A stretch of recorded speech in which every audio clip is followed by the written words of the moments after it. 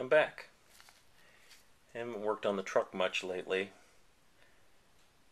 We've had some kids and grandkids move in with us, waiting for their house to be built. Back on it. Let me show you what I've done so far. Cylinder head. Gave it the good old try. Tried lapping the valves.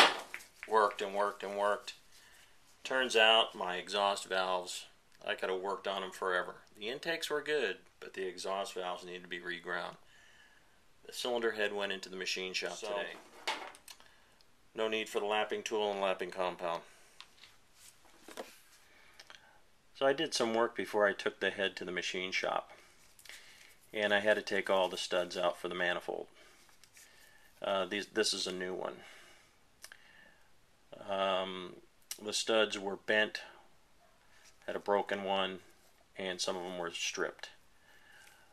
It's a 5/16. It's got a coarse thread that goes in the head and fine threads for the nuts that hold the manifolds on. Got these at Clips and Fasteners. They were very inexpensive, so I had to buy them in boxes of 10. So 2 boxes. So when they get the head back, I'll pop those on. I also had to take the alternator bolt that was in the head. I had to drill that out. That was a mess. Person before me had tried drilling it out, missed the center of the bolt, went into the casting. I was able to I worked on it for probably an hour, was able to get the drill bit to go down the center of the bolt, and got it out. Luckily the hole is drilled really deep and it's threaded really far down, and it doesn't hit a water jacket or anything. So that was another thing I did. So when I took the intake and exhaust manifold off, I noticed that it had been leaking. I did a little research and found that Remflex makes a graphite compressible gasket kit that's got the intake exhaust manifold gasket and the heat box that joins the intake and exhaust together.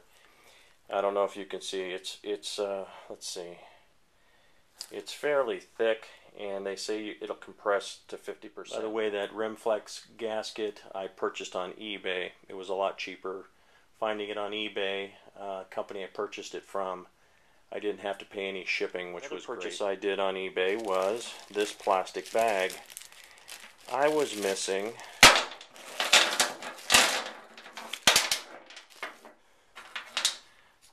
three of the triangle washers for the manifolds. This is a full takeoff kit with all the nuts, washers, the end washers, brass washers, and even the locking nuts for the ends. I don't know how they got those off there without busting the studs off, except 3 of those triangle washers, and I paid, I think, $30-something for this. Hey, there was no shipping, so I've got enough to do my manifold, and I'm going to have some left over. Kind of crazy to spend like $10 for one of these. I found out where those push rods went.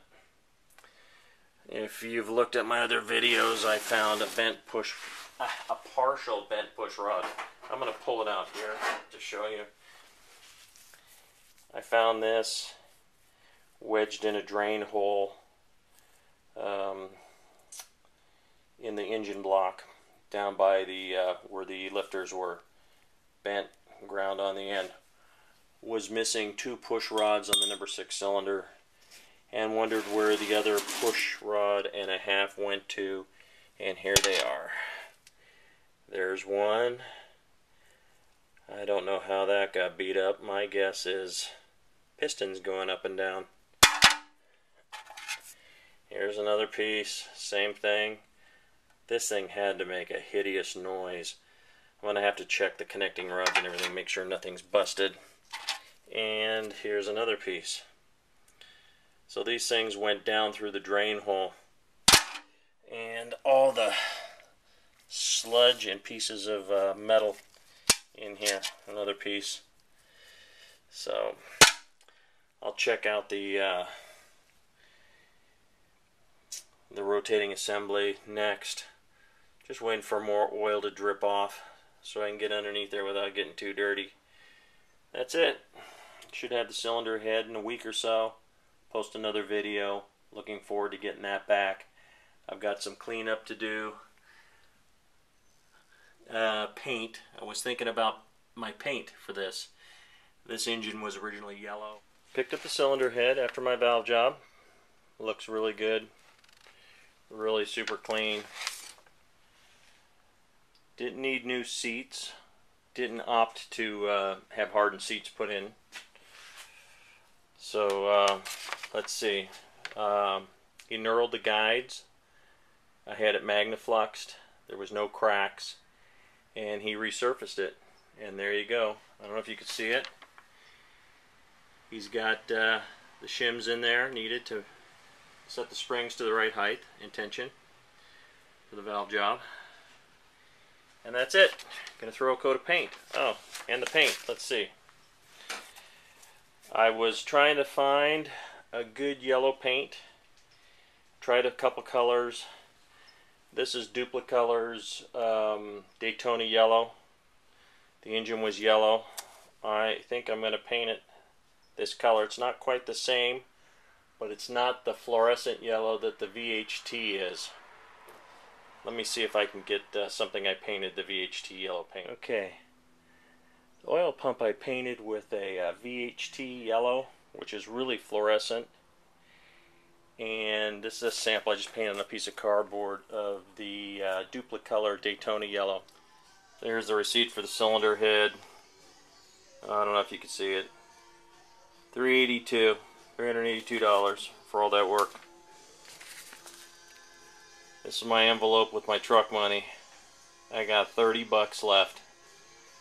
I'm gonna have to do something to fatten this wad up. So for now, just gonna be labor. Cleaning and painting, cleaning and painting, cleaning and painting. That's it for now.